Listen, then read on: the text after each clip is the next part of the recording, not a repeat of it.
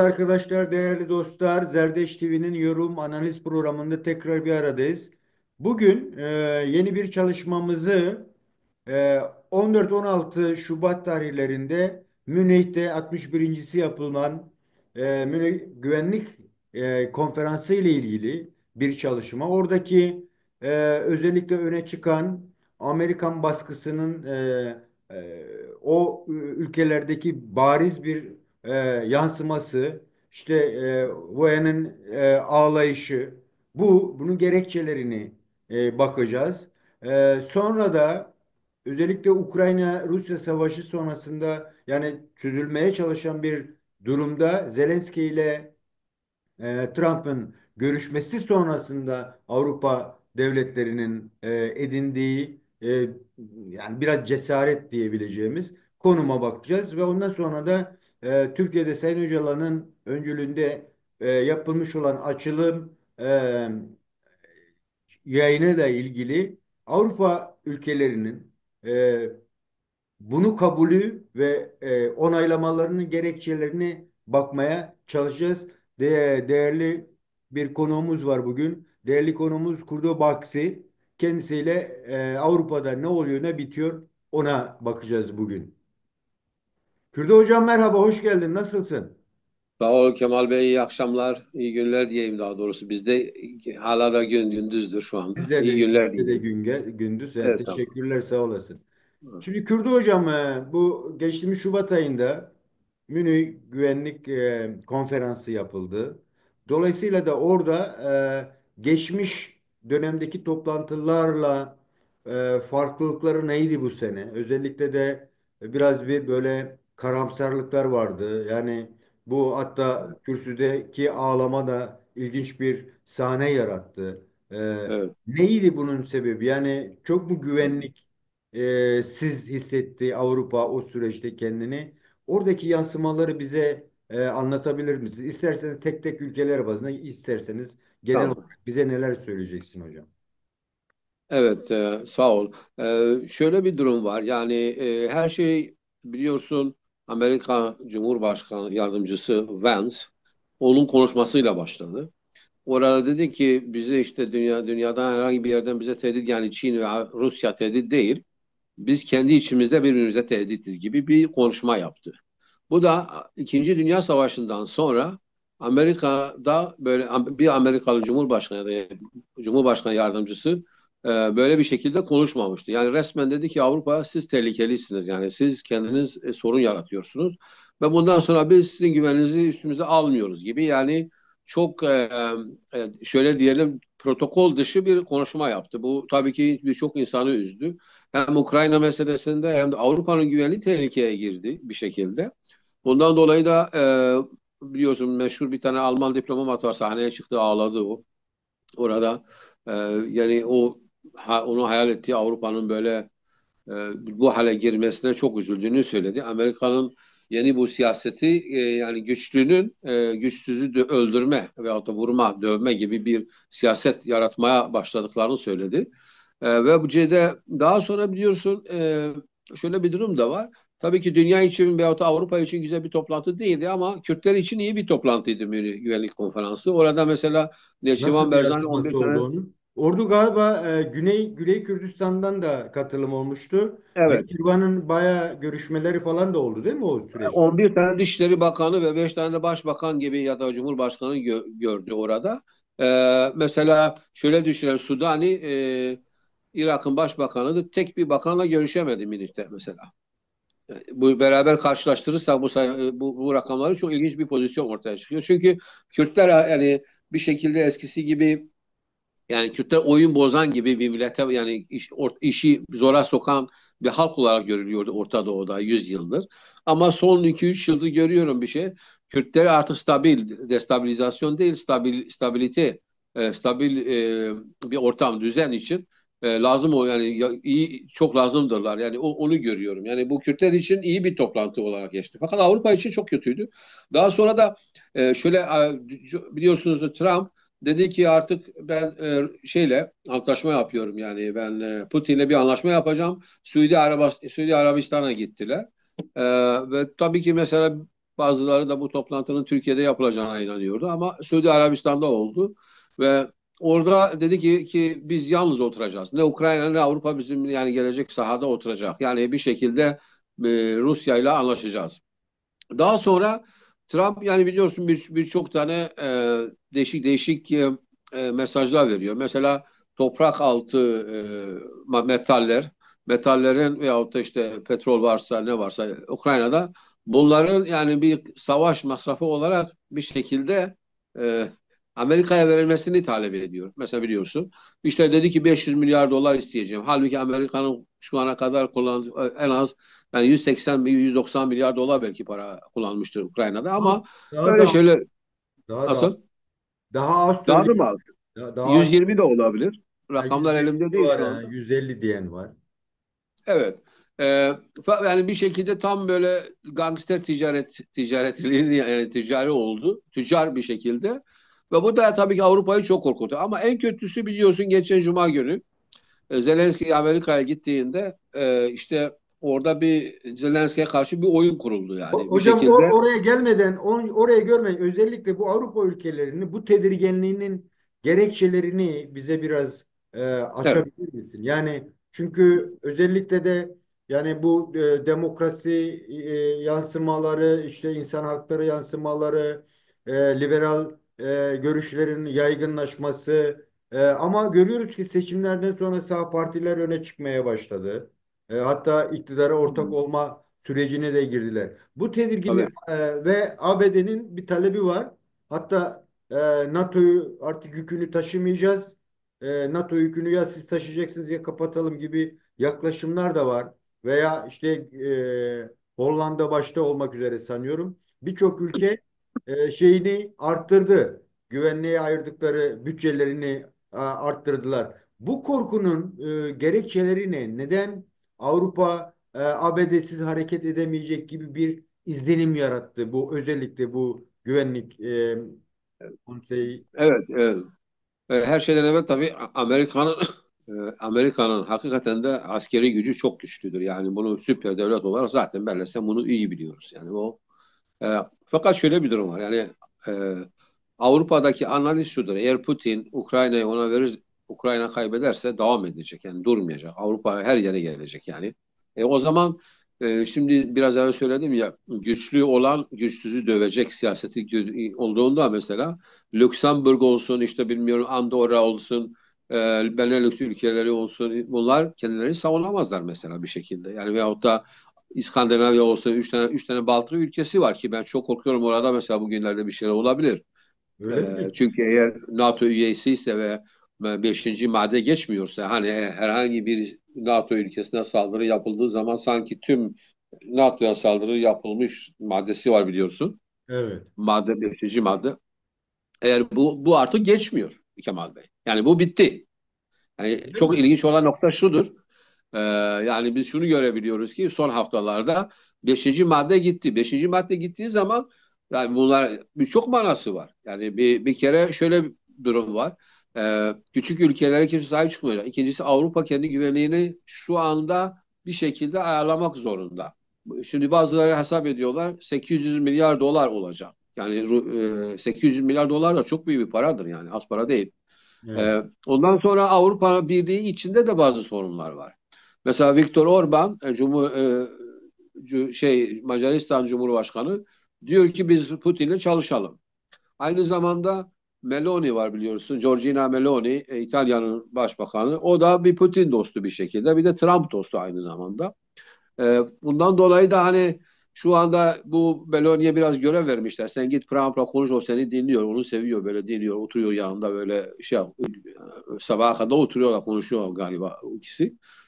İşte Avrupa bu NATO'dan iki üç mesele var. Birincisi Trump NATO'dan ayrılabilir mi sorusunu çok alıyorum ben. Yani bu bence ayrılmaz. Yani NATO'dan ayrıldığı zaman Amerikan da değeri kalmaz bir şekilde. Yani bir şekilde çok sorun çıkar. Ama şimdi Avrupa'ya sırtını döndüğü zaman Trump iki alternatif kalıyor. Her ikisi de çok tehlikeli dünya için. Bir tanesi Rusya ile çalışacak ya da Xi Jinping ile Çin ile çalışacak. Yani bu Avrupa böyle düşünüyor. Yani bu ikisi. Veyahut da bana göre sorarsan kendi analizim tabii belki biraz hani hayali oluyor ama mesela Narendra Modi Hindistan Cumhurbaşkanı da despot bir adamdır. E, Çin, Hindistan, Rusya ve Amerika yanına geldiği zaman zaten dünyanın dengesi değişiyor. Yani fazla yapacağım bir şey kalmıyor. Yani orada dünyanın dengesi artık daha çok diyelim ki mesela ifade özgürlüğü kayboluyor. İkincisi kadın hakları kayboluyor. İşte azınlık hakları kayboluyor. LGBTQ işte homoseksüellerin hakları kayboluyor. Yani dünyanın kendine göre kurmuş olduğu bir düzen var.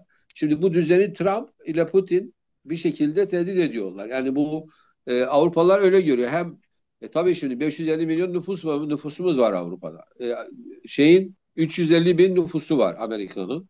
Fakat abi şöyle bir şey var. Zelenski'nin bir şekilde Trump ile Vance tarafından öyle çok kötü bir muamele görmesi Avrupa'yı ayağa kaldırdı ve bence de yani Avrupa'nın kendi güvenini kendisi sağlaması lazım. Ben Amerika ile çalışmasını istemiyorum yani gerçekten. Şimdi iki tane ülke var burada başları belaya girebilecek. Kanada bir tanesi belki sizin yaşadığınız ülkedir. Yani. Ondan sonra ikincisi de Türkiye'dir. Yani Amerika kendini kurtarır. Ama şimdi yeni bu dünya düzeni bak şimdi 3 ay evvel ben sen böyle bir şey konuşamazdık. Yani Kanada ile Türkiye bilmem ne yani o kadar şey birbirine girmiş ki. Ama mesela ben Kanada'nın güvenliğini düşünüyorum her sabah artık. Yani nasıl olacak şimdi orada? Yani çünkü Kanada Anladım. benim için çok çok önemli bir ülke. Yani insan hakları var, hazır hakları var. Çok multi cultural işte bir hükümeti var. Multi ethnicity bilmem ne var. Yani hakikaten dünyaya model olmuş bir ülke Kanada. Yani Ama bunu dün değil evvelsi gün Trudeau da Trump'a karşı baya böyle hani faşist diktatör falan tabirini kullandı. evet evet tabii onu diyor ama yine de tehlikededir yani lafını söyler o başka bir şey yani başbakansın sorumlusun söylersin o lafları yani ama yani şimdi adam geldi yani Kanada'nın şöyle bir sorunu var ya mesela NATO'da ben şu anlamda makro perspektifte anlatıyorum. Şimdi beşinci madde bittiği zaman ne oluyor? O zaman başka sorunlar çıkıyor ortaya. Yani Kanada'nın şu anda e, ve de Türkiye'nin. Mesela Türkiye için bu büyük bir felaket olabilir. Ama çok iyi de olabilir Türkiye için. Yani Türkiye'nin durumu başkadır. Çünkü Avrupa yakındır. Bu özellikle Türkiye'nin Sayın Erdoğan'ın hani Zelenski ile görüşmesinde bir şemsiye figürü vardı hatırlarsan. Evet. Bu sanki Avrupa'nın artık e, destek olmak istemediği Ukrayna Savaşı sonrasında neden öyle bir şemsiye altına alma gereği duydu ve Türkiye? Yani çünkü e, Avrupa Birliği Türkiye'ye de kapıları açmaya mı hazırlanıyor? Bunu nasıl yorumlamamız gerekiyor hocam? E, evet, çok ilginç bir soru. Şöyle, şimdi Avrupa Birliği'nin bir sorunu var. İnsanları gençleri gidip savaşmak istemiyorlar. Yani Hamal veyahut da başka asker, bekçiyi başka yerde arıyorlar. Yani üçüncü dünya ülkelerinde. Ve onların ilk aklına gelen Türkiye oluyor. Çünkü nüfusu gençtir. 86 milyon nüfus var. Bundan dolayı da diyor eğer NATO mesela şöyle bir durum olacak yani.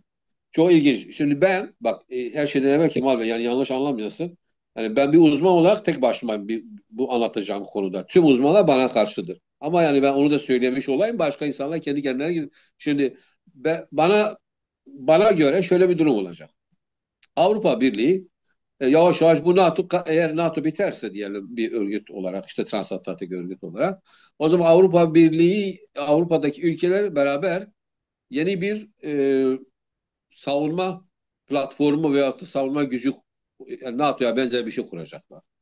Bu bana göre yani tek uzmanım dünyada bu Öyle konuda. düşünceler çıkmaya başladı mı? Yani Evet tam da evet bunu hazırlıklar var. sorgulamak istiyorum aslında. Yani olası Evet bir evet NATO yokluğunda güvenliklerini sağlayacaklarına dair artık konuşmaları başlandı mı? Yani bir başladı. Bu iş ortaklaşa mı yapacaklar? ekonomik olarak da başladı. İngiltere bunun neresinde? BRICS'ten ayrıldı İngiltere de ama istiyor. İngiltere hem Amerika ile iyidir hem Avrupa Birliği ile. Şimdi İngiltere zaten çok zarar etti. Yani hem camiden oldu hem kiliseden oldu diye bir şey var ya. evet. Yani Avrupa Birliği'nden ayrıldılar. Amerika da onlara yan baktı. Şimdi ilginç olan da şimdi mesela Orban diyor ki yok biz böyle bir güvenlik şeyi kurulmayalım diyor. Yani Avrupa'da falan yani istemiyor onu. Yani çok şöyle ilginç bir durum da olabilir. Hani diyelim ki eğer NATO yeniden kurulursa Avrupalılar kendilerine göre NATO demeyelim de Avrupa Güvenlik Savunma Birliği. Birliği diye bir şey Evet. diyelim. Bir isim bulalım ona şimdi benle sen burada bu akşam. Hı hı. Kurulduğu zaman bence Türkiye'yi oraya üye yapmazlar. Yani o zaman Türkiye hem NATO'dan atılmış olur hem de buradan. Ama Türkiye'yi kirarlarlar. Yani bir savaş mavaş olursa giderler asker maske para verirler. Getirirler adamı. Der ki ya sen burada işte barış gücü olarak kal. Rusya ile Ukrayna arasında. Mesela diyorum. Ben şimdi burada. Fakat dünyadaki tüm uzmanlar bana diyorlar ki sen yanlış düşünüyorsun Kemal Bey. Diyorlar ki Türkiye'de oraya alınacak. Yani yeni bir savunma gücü olduğu zaman çünkü Avrupalı çatışmak istemiyor. Kendi 20 yaşındaki oğlunu, kızını savaşa göndermek istemiyor. O için de Kore zamanında hatırlıyorsun Kore Savaşı'nda Türkiye'de çok insanlarımız gitti ya. Benim Onlar da babam genellikle Kore gazisi benim babam. evet Kore gazileri. Şimdi aynı biz oraya dönüyoruz biliyor musun? Yani bir şekilde fakat ben her iki tarafı da size anlatıyorum. Yani bana göre olmayacak. Tabii biz inşallah böylese bir yıl sonra otururuz. Ama Bunu analiz ederiz. yeni bir gelişme daha oldu. Yani Evet. hatırlarsan Türkiye bütün sınırlarına 6 metrelik beton bloklar koyuyordu ya. E, Evet. Edirne sınırına da koymayı düşünüyorlar. Evet. Yunanistan O da var. Yunanistan ve Bulgaristan sınırlarına da konacağına dair bilgiler var. Ne kadar daha teyit ettirmedim ama Bunu Türkiye yapmıyor. Avrupa Birliği diyor yapacaksın onu. Avrupa Birliği mi istiyor? Neden? Yani Tabii. Göçmen istemiyor oradan. Çünkü Orta Doğu çok hareketlendi. Bak şimdi Avrupa Birliği Avrupa'dan şöyle diyor. Türkiye için Diyor gelecek ki ben bunları e, yapıyorlar. göçmen gelmesin diyor. Şimdi Suriye yani bir yarın Suriye'de ne olacağını tahmin edebiliyor musun Kemal Bey? Yarın Yok. Irak'ta ne olacak? Yani Irak devlet değil mesela bir kere. Yok. Türkiye'de yani her an her şey olabilir. Her saat. Yani Evet. Türkiye'de biz daha sonra Türkiye'de konuşacağız. Evet. Ama ilginç olan şey şu. Avrupa diyor ki ben şu anda göçmen istemiyorum. Yani aslında Avrupa ile Trump'ın ortak noktası var. Göçmenler gelmesin. Trump her Allah'ın günü işte Meksika diyor, bilmem ne diyor. İşte sınırlara duvar mivarlar yapıyor, bilmem ne. Avrupa da bunu yapıyor. O yüzden Türkiye biraz para veriyor. Diyor ki ya sen burayı kapat, burada bir şeyler yap alttan diyor. Onlar da işte paranın yarısını yiyorlar, yarısını da işte orada birkaç tane çimento getiriyor. Hepsini de iyi yapmıyorlar. Ben sana söyleyeyim. Hmm. Yani işin yarısını getiriyorlar, ondan sonra bırakıyorlar. Çünkü kendi 5 tane müteahhiti var, adamlar para kazanacak. Onun için öyle şey değil. Yani sen e, mesela sağlam gözüküyor ama biraz şey yaparsan yani biraz sallarsan o duvar düşüyor Evet. genellikle. Yani ben bunu söyleyeyim. Oradan kaçmak isteyenler olursa onlara söylersin. Yani Peki divar bu güvenlik zirvesi sonrasında Ukrayna ile de olan bir sıkıntı oldu. Çünkü e, yani Avrupa'da artık o yükü başta sanıyorum Hollanda açıklama yaptı. Yani artık biz bu yükü taşımak istemiyoruz dediler. Ukrayna Savaşı'nın yükünü taşımak istemiyoruz dediler ama yine de çekinceleri vardı ama Suriye'deki rejimi yıkılmasıyla sanki başka bir şeyler değişti mi orada? Yani şuraya getirmeye çalışıyorum. Ne oldu da Putin yani işte Ukrayna'dan dolayı İngiltere başta olmak üzere ABD, Avrupa ve İngiltere'nin Putin'e karşı savaşından hemen Amerika çark edip Putin'le görüşme noktasına geldi. Bu paradoksu bize nasıl anlatırsın hocam? Ha, şimdi şöyle çok kolaydır yani mesela sen eğer kendi evinde sana 2 tane tabancan var bir silah bir tabanca var evinde tehdit altındasın komşun da tehdit altındadır komşuya vermiyorsun o silahı sen diyorsun bu bana lazım olacak veremem tamam komşudur seviyorum ama ben mecburum kendimi koruyacağım yani Hollanda'da şöyle diyor ki mesela bir şey bilmemiz lazım yani tüm Avrupa'nın her gün ürettiği silah Rusya'nın yarım günde ürettiği silahtır. Beni anlıyor musun yani? Yani Rusya'da öyle bir hızlı silah yapma mekanizması var ki korkunç bir şeydir yani. Yani dünyada belki Amerika onlardan biraz daha hızlıdır. Şimdi Avrupa'da silahlar da bitiyor. Bak o depolar boşalmış. Yani genellikle büyük bir silah sorunu var Avrupa'da. Şimdi bu havada iyi olabiliyorlar ama başka sistemde değil. Onun için diyor ki yani biz Ukrayna'yı savunmamıza gerek yok. İşte biz de tehlike altındayız. Biz artık kendimize bakalım. Kendimizi güvenlik altına alalım diyorlar. Yani bu da insanın doğasında var olan bir şeydir Kemal Bey. Yani fazla o kadar yani yani eleştirmeye de gerek yok. Yani eğer evinde silah yok, bir tek silah varsa tabii ki kendi korumak için kullanacaksın. Şimdi bu bir. İkincisi de şimdi Ukrayna Rusya savaşını bazıları şöyle düşündüler. Ya Rusya şöyle dedi, ya ben 3 haftada bitiririm dedi Putin. Öyle olmadı. Putin tabii ki büyük bir hayal kırıklığına uğramış. Hala da anlamıyor yani bu bir. Hı. İkincisi Avrupalılar dedi ya biz yardımcı oluruz. Bu Rusya 2 yıl içinde olmazsa 3 yıl içinde düşer. Şimdi 3 yıl geçti. Hala da Rusya devam ediyor. Gitti Kuzey Kore'den askeri getiriyor. Bilmem dünyanın her yerine adam götürüyor oraya. Büyük bir ekonomik harcama yapıyor ve devam ediyor.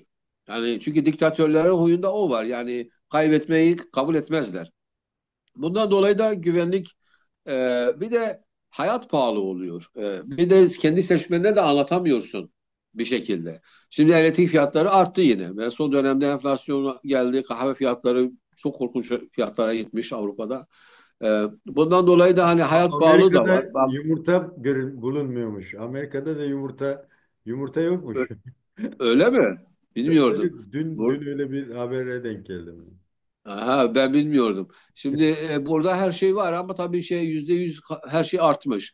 Bu da çok ilginç. Fakat yani kendi güvenliğini yapmak için yani diyor ki ben şöyle bir durum da var Avrupa'da. Ya Ukrayna'ya versek onlara yarısını Putin durar. Şimdi Avrupa'da iki çeşit kategori düşünürler var. Ya bizi bu Luhansk, Odessa falan bilmem ne Ukrayna'ya verirsek adam duracak. Putin durar o zaman. Ama bazıları diyor ki Avrupa'nın çoğu da diyor ki yok durmaz. Onun için de e, yani kendi güvenliğini sağlamak için böyle oluyor insanlar. Öyle düşünüyor. Ben burada durayım. Yani bu savaş patapat mı kaldı yoksa yeni bir çıkış bekliyor musun? Yoksa uzlaşmaya gidecekler mi gerçekten Ukrayna Savaşı'nda? Çünkü Suriye böyle bir bitti, rejim bitti çünkü. Sen diyorsun Hmm. ki işte Putin'i düşüreceklerine artık inançları kalmadı diyorsun, değil mi? Evet, Ee, Dolayısıyla da artık savaşın bitmiş olması ve savaş tazminatı olarak işte Trump'ın istediği yeraltı madenleriyle ilgili borç evet, meselesi. Yani bu nasıl sonuçlanır? Çünkü en çok da Trump'ın gelişiyle beraber ne yapacağı henüz halen belli değil. Ne yapmak istiyor? Trump ne yapmak istiyor? Amerika ne yapmak istiyor? Avrupa bu evet. dönüşümü yaparsa 100-150 yıllık, 200 yıllık yaratılmış Avrupa ideolojisindeki bu dağılma nasıl bir yansıma yapacak Türkiye gibi veya Çin gibi, Hindistan gibi ülkeler üzerinde? Buna dair bize neler söyleyeceksin hocam? Evet. Şimdi her şeyden evvel yani bu hafta önemli bir toplantı olabilir hafta sonunda. Bilmiyorum hangi gün olacak. Macron ile Zelenski beraber Trump'la görüşecekler. İkisi Zelenski diyor beraber ben mi? evet. Hı. Şimdi yani Zelenski diyor ben bir daha yalnız oturmam diyor Trump'la. Ve o da işte Fransa'nın Cumhurbaşkanıyla beraber gidecek. Tabii o toplantı çok önemli. Eğer orada bir anlaşma olursa bir şekilde bazı şeyler değişecek. Yoksa Amerika ile yani Rusya anlaşır. Ukrayna'yı öyle diyelim ki kim ne hangi toprağı almışsa orada kalır veyahut da işte diyelim Ukrayna'nın bir bölümü e, geri alınır çünkü Ukrayna Kurs bölgesini almış biliyorsun %50'sini. Evet. %100 artık sahip değil oraya biliyorsun. Geçen sene girmiştiler. Şimdi %100'den %50'ye inmiş. Yani her gün Ruslar biraz alıyor orayı. Şimdi o Kurs bölgesini değişti tokuş yapabilirler. Yani orada bir şey olur ama yine de Ukrayna'nın istediği bir şekilde olmayacak. Çok az toprak elde edebilir Ruslar.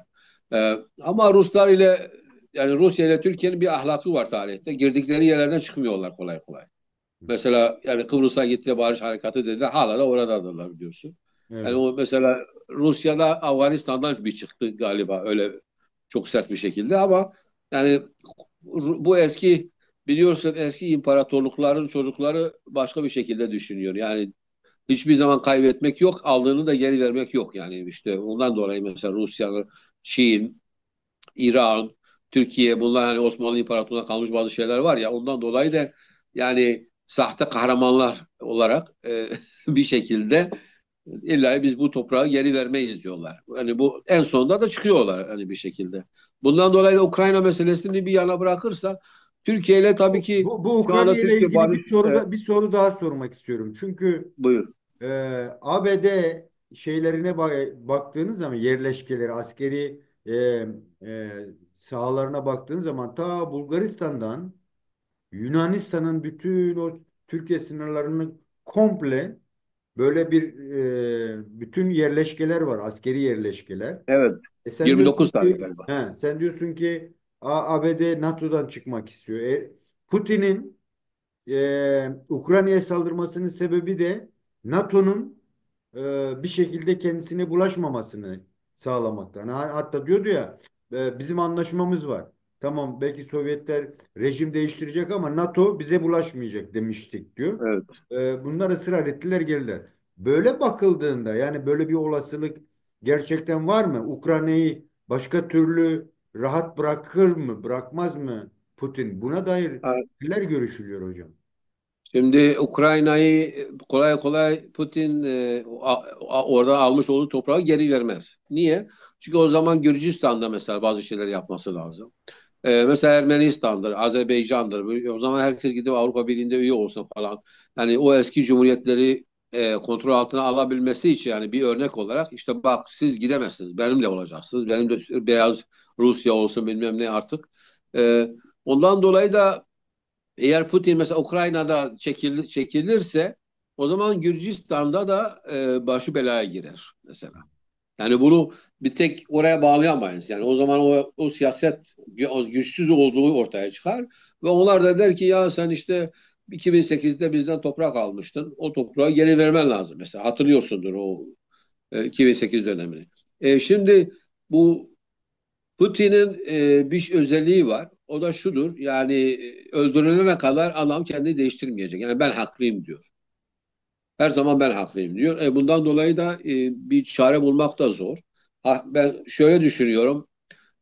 Putin'in çevresindeki Kreml'deki bazı insanlar artık generaller falan biz bu savaşı bir şekilde yani bitirelim diyorlardır mutlaka ona ama o istemiyor.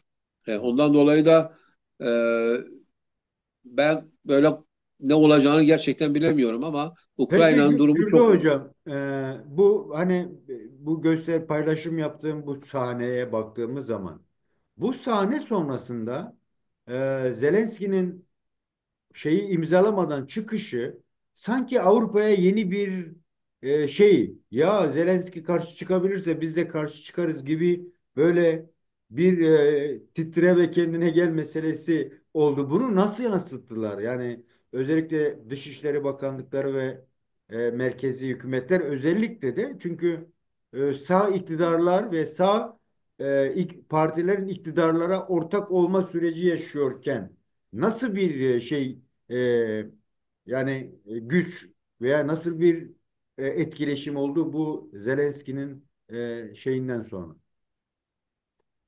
Evet şimdi Zelenski kahraman oldu Avrupa'nın birçok şehrinde, başkentinde. Çünkü Zelenski cevap verdi. Mesela normal olarak bazıları bana diyor ki ya Zelenski orada sussaydı bir şey demeseydi. Adamın zaten ihtiyacı vardı oraya gitmiş oraya kadar. Kendi halkının geleceğini tehlikeye atmaması gerekirdi diyor. Tabii burada herkes ayrı ayrı görüşü var. Ukrayna'da da mesela bazıları öyle diyorlar. Yani işte Trump'ın ne mal olduğunu herkes biliyor. Orada sussaydı. Yani o ne diyorsa desin. Senin önemli olan oradan bir antlaşmayla gelme veyahut da bir garanti alman lazım. Mesela güvenlik garantisi alman lazım diyorlar. Bu Zelenski bir yandan da çok popüler oldu. Avrupa'da şöyle düşündü ya ben Zelenski bunu söyleyebiliyorsa dediğin gibi ben de o zaman bir şey yapabilirim. Onu Ve diyorsun. bir de Trump'a bir sinyal vermek istiyorlar. Yani bir şekilde bak Trump'a da diyorlar ki şimdi Avrupa'da biliyorsun artık Amerikan mallarını da satın almayanlar şimdi üye ol. Mesela boykot var Amerikan malına şimdi. Allah Allah. Onu Mesela Tesla bilmiyorum. arabaları biliyorsun hiç satılmıyor. Almanya'da %90 galiba iniş olmuş. Yani Vay. İsveç'te de öyledir. Yani Elon Musk ile Donald Trump'la karşı böyle korkunç bir nefret var yani dünyanın birçok yerinde.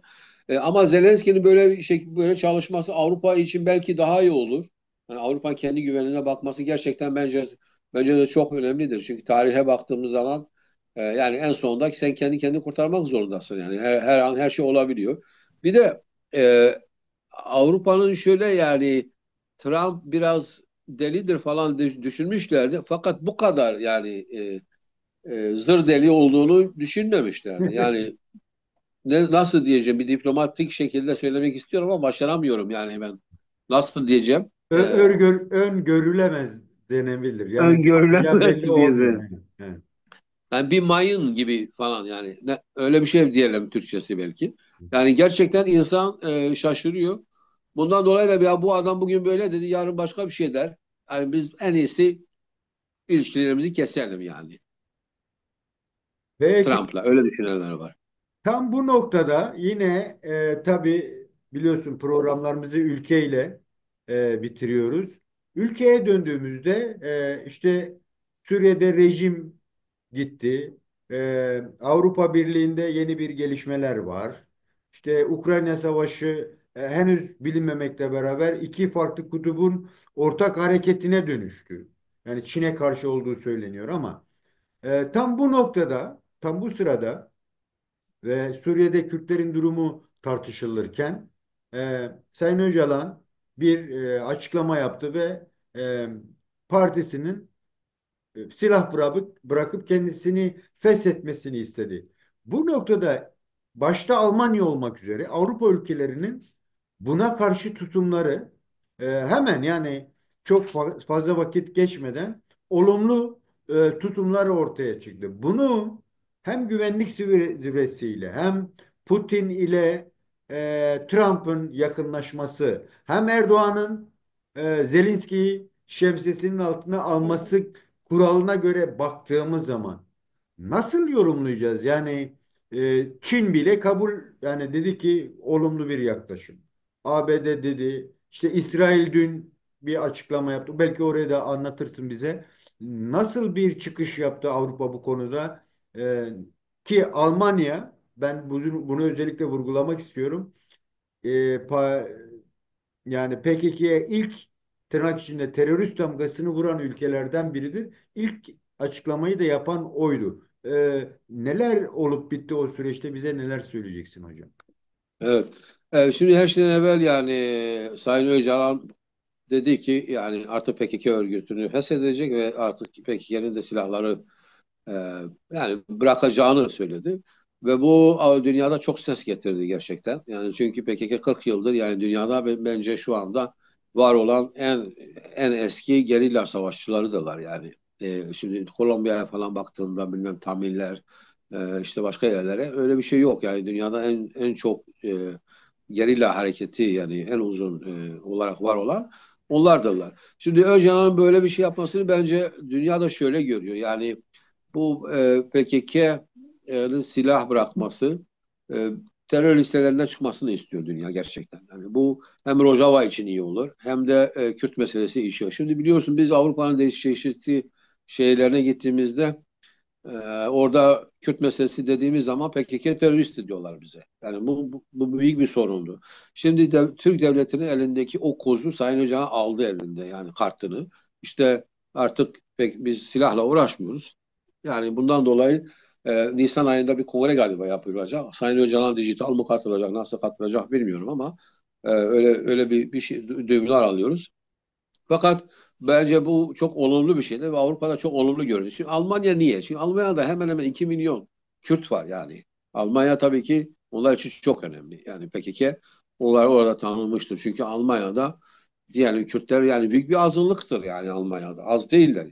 Bundan dolayı da tabii ki ilgileri olur. Şimdi şöyle dedi. Amerika Dışişleri Bakanlığı da dedi ki ya biz tebrik ediyoruz. İyi bir gelişme olmuştur bu yapılan PKK'nın silah bırakması. Bundan sonra Türk devleti de artık Suriye'deki Kürtleri inşallah rahatsız etmek gibi bir rahatsız etmez. Gerek kalmadı. Yani Türkiye bir sinyal verdi ki bu morali çok bozdu Türkiye'nin yani. Bu hiç beklenilmeyen bir şekilde. Yani ben şaşırdım ilk okuduğumda Kemal Bey. Yani ben inanmadım. Yani Amerika böyle bir şey yazacak. Yani bunun manası da şudur. E, Yani şöyle bir şekilde yani bazıları şöyle analiz ediyor. Yani Öcalan bu şekilde Rojava'daki Kürtlerin rahat kalmasını istiyor. Artık Türk devleti oraya saldırmasın. Şimdi bunu da bilelim. Öcalan'ın bildirisinde, barış bildirisinde YPG ismi geçmiyor biliyorsun. Mazlum Kobani dedi ki bu PKK'yı ilgilenen bir olaydı. Bizi ilgilendirmiyor dedi. Tam bu Bundan dolayı noktada da şeyi sorayım. Bu Avrupa ülkelerinin bu önceledikleri, olumladıkları durum Suriye ile olan ilişkileriyle ilgili sanıyorum, değil mi? Çünkü yani bir koalisyon var. Yani 50-60 ülke deniyor. Dolayısıyla da Avrupa'nın bu çıkışı, bu önemsemeleri onların daha kolay hareket etmesini sağlayacak mı? Bir de bu tutumları, hani Jolani orada olsa bile Suriye'de henüz netleşmeyen bir şey var. Ona dair yani Avrupa'da neler konuşuluyor? Böyle bir silah bırakma YPG ile daha kolay ilişkilere girmesini de sağlayacak galiba, değil mi? evet. Şimdi Avrupa şöyle düşünüyor. Yani ilk önce diyor ki yani eğer Suriye'de biliyorsun yani Suriye'nin %50'si galiba tam mahvolmuş. Yani Türkçesi şöyle diyor yani taş üstünde taş kalmamış. Evet. Şimdi milyarlarca yani galiba bilmiyorum en son aldığım bilgiye göre en az 500 milyar dolar lazımmış. Yani Suriye'yi yeniden inşa etmek için. Evet. Şu anlama geliyor değil mi? Yani sen eğer Suriye'de Avrupa'daki şirketler tabii ki oraya gidip iş yapmak istiyorlar. Çünkü korkunç paralar var. Yani bunu yapmamız lazım. Şimdi Avrupa şirketleri Suriye'ye gidip orada çalışmaları, para kazanmaları artık neyse yapmaları için ne lazımdır Kemal Bey? Güvenlik lazımdır. Şimdi sen her gün basında görüyorsun ki Suriye Milli Ordusuyla Türk askeri Kürtleri vuruyor. O zaman sen bir şirket sahibisin. Diyelim ki Shell veyahut da Ericsson bilmem. O zaman oraya gitmek istemezsin. Niye? Çünkü şöyle bir durum var. Sen oraya memurunu göndereceksin değil mi? İşçini göndereceksin. Bazıları onu kaçırabilir. Zaten Suriye'de o kadar emin bir ülke değil zaten normal halinde bile. Yani zaten şeyde değil. Şimdi bundan dolayı Kürtler diyorlar ki şu anda bak Suriye'de iki yani Yezidiler şey pardon Dürzilerin sorunları var. Dürzilerle bir de Kürtlerin. Şimdi Kürtlerin bu yeni hükümete girmeleri veyahut da yeni bir bu rejime girmeleri gerekirdi. Ama Türkiye bırakmıyor. Bundan dolayı da 7 tanelik yürütme kurulunda hiçbir Kürt yoktu biliyorsun geçenlerde. Evet. Suriye'de yani Kürt şimdi bundan dolayı da e, şöyle düşünmüş olabilir. Yani niye bu oraya giremiyor? Bu PKK ile ilişkili sorunlar var olabilir. Şimdi bunu resmen Sayın Öcalan kaldırdığı zaman birçok şekilde Kürtler için daha rahat oluyor her şey. Yani öyle diyelim. Çünkü Avrupa'da şöyle bir soru mesela var. Avrupa karar almış bir şekilde İsrail'le beraber Suriye'deki Kürtler özellik en azından ya federal devlet olacaklar Irak Kürdistan'ı gibi ya da özellik sahibi olacaklar. Türkiye buna hayır diyor. Türkiye'nin de kozu nedir? Bunlar teröristtir. Sabah akşam bunu söylüyorlar. Şimdi Şimdi bak evet, Kemal Bey, buyur, buyur. Sayın Öcalan bu çağrıyı yaptı. Erdoğan şey yaptı ve Bahçeli buna sahip çıktılar. Tamam çok iyidir işte falan yani kendilerine göre. Bugün de parlamento başkanı da İbrahim Şahin de nedir ismi o da konuştu şey yaptı. Fakat her Allah günü hala da Suriye Milli Ordusu ile yani bir de Türk ordusu hala da Kürtlere saldırıyorlar. Şimdi bir istatistik aldım. Yani ama ne kadar doğru olduğunu bilmiyorum. Bu son 3 günde yüzlerce kere saldırı yapmışlar. Yani uçak saldırıları falan oradaki. Yani Türkiye devleti de ciddi değil bu anlamda. Şimdi ben şunu demek istiyorum. Bu Sayın Öcalan'ın çağrısı iyidir, pozitiftir. Kürtler bundan sonra artık demokratik bir şekilde lobi hareketi ve de yani daha rahat lobi yapabilirler. Daha güzel uluslararası platformlarda çalışabilirler. Fakat bunun manası Türkiye devleti Kürtlere hak verecektir, değildir. Bu iki şeyi birbirine karıştırmayalım. Türkiye'deki yani değişik maddeler ve 66. madde yani Türkiye'de yaşayan herkes otomatikmen Türktür. Yani öyle bir şey var. Kanun var biliyorsun. Ve o Türkiye'de yani Türkiye'de bir de ilk 4 madde var biliyorsun bunlar. İşte 3. madde de şöyle diyor. Türkiye'nin tek dili var o da Türkçedir biliyorsun. Ve 4. madde de diyor ki ilk 3 madde hiçbir zaman Tar- değiştirilemez. Tartışılamaz. Zaten onu öğrenmemize gerek yok. O zaten diyor. Şimdi bu 3. madde ile 4. madde ile 66. maddeleri değişirse bu Kürtler için büyük bir zafer olur. Yani o zaman Kürt kimliği kolay olur. O zaman Kürtçe dili resmi olur. İşte tam da Sonra bu işte noktada sormak istiyorum. Avrupa ama bir garanti ülkeleri, yok. Avrupa ülkeleri bu konuda ne kadar samimi? Tam da onu sorgulamak istiyorum. Yani bir taraftan sen diyorsun ki silah bırakılması o çok olumlu, değil mi? Bir Evet. taraftan da sen YPG ile ortak koalisyon içerisindesin. E, işte Sayın Öcalan'ın yazısında YPG adı geçmiyor. Ama Türkiye ısrarla bunun içinde bu da var deyip dediğin gibi binden fazla sortu yapıldığı söyleniyor. Yani Evet. hatta Kobani'ye de bir saldırı olduğu söyleniyor. Eğer böyle bakarsak yani Türkiye'nin bu ısrarı zaten Türkiye Güney Kürdistan'da onlarca kampı var. İşte Afrin'de, işte Serekaniye'de zaten var. Bir de Haçlı Şebi ile Şam'da yönetimde. Yani bu Avrupa'da Haçlı Şabli nasıl değil. HTŞ ile HTŞ ile Hatta şeyde. Heh. Heyetül Şam. Tahrir el Şam yani Colani ile diyelim. Hatta şey diyelim, tamam. He. Dolayısıyla böyle bir yaklaşım nasıl konuşuluyor? Ne yapmaya çalışacaklar? Suriye meselesini çözmeden mi İran'a vuracaklar? Öyle bir yani duyumların var mı Yok. bu konularda? Şimdi Suriye meselesini Macron'a teslim etmişler. Yani Fransa ve bir de Almanya. Yani Fransa ile Almanya ki yani tesadüf değildi. Onların Dışişleri Bakanları beraber gittiler. El Şara'yla görüştüler. Jolani'de daha doğrusu. Burada Avrupa yani Suriye'deki Avrupa demeyeyim şöyle diyeyim ben yani öyle tahmin ediyorum. Tabii ki Trump'ı analiz etmek hiçbir zaman kolay değil. Hı. Trump da Suriye'de bir şeylerin olmasını istiyor. İsrail'le beraber. İsrail 2-3 gündür diyor ki Kürtler kadim topraklarında yaşıyorlar. Biz yani onlara hiç yani kimse düşman güçler onlara dokunamaz falan. Yani Dışişleri Bakanı olsa Netanyahu da konuştu biliyorsun. Ha, Dürzüler ve Kürtler dedi. Dürziler ve Kürtler dedi ne dedi? Ondan sonra kadim falan dedi. Yani Yani onlara eski. destek olmamız lazım falan gibi. Evet. Ha şimdi bu da o meselenin bir parçasıdır. Yani İsrail, Avrupa, Trump şöyle diyor, yani öyle diyor. Ben Amerika demiyorum bak Trump diyor. Çok dikkatliyim o bazı Ya, konu detaylar olduğu için. ya. Bunlar diyorlar ki Suriye'de halledelim Kürtler özelliklerini alsınlar. Çünkü niye? Eğer biz İran'a Yani gidip Avrupa'da bu saldıracaksak düşünce netleşmeye evet, evet. başladı mı? Ha, evet. Var. O düşünce var. Hı. Çünkü diyor ki eğer İran'a şimdi Avrupalı diyor ki biz İran'da bir değişiklik istiyorsak yani biraz bombalarız ama biraz daha işte e, biraz da bize asker lazım. Yani toprak üstünün Türkçesi nedir yani asker lazım. Bundan dolayı Kürtler lazım. Şimdi sen YPG'yi orada rahatsız, YPG'yi yalnız bırakırsan İran'da mesela teorik konuşuyoruz şu anda. Yani herhangi bir bilimsel belge elimde yok. PJAK'ı nasıl kullanacaksın mesela? Veyahut da Komela'da nasıl yardımcı isteyeceksin? İran Kürdistan Demokrat Partisi var. İki tane parti var. Beraber ikisi zaten bir oldular. Eski KDP yeni ama velhasıl. Onlardan nasıl yardım istersen? Şimdi Suriye'deki Kürtleri orada yalnız bıraktığın zaman hiçbir Kürt gelip sana yardımcı olmaz. Değil mi? Ya.